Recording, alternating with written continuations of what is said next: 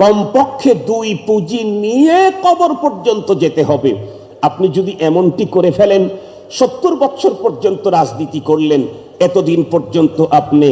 ব্যক্তিগত জীবনে ইসলামী শরিয়াকে বিশ্বাস করেছেন, সামাজিক জীবনে বিশ্বাস করেছেন, ফ্যামিলি জীবনে বিশ্বাস করেছেন, এখন এসে যদি আগামী দিনে চেয়ারের দিকে তাকায় দেখতেছেন ওপারের দাদা বাবু ছাড়া তো আমাদের চেয়ার টেকসই হয় না, সুতরাং তাদেরকে খুশি করবার জন্য যদি বলেন রাষ্ট্রীয় জীবনে ইসলামী শরিয়াকে মানি না, তাহলে আপনার ঈমান আছে না কাটা তারের ওই পারে গেছে? আর একটু জোরে বলেন, আর একটু জোরে বলেন। যতক্ষণ পর্যন্ত তাজদীদ ঈমান না করবেন, ততক্ষণ পর্যন্ত এই কথা বলার পরে যদি আপনি মারা যান আর আপনার জানাজায় যদি হারামাইন শরীফাইনের ইমামদেরকে দিয়া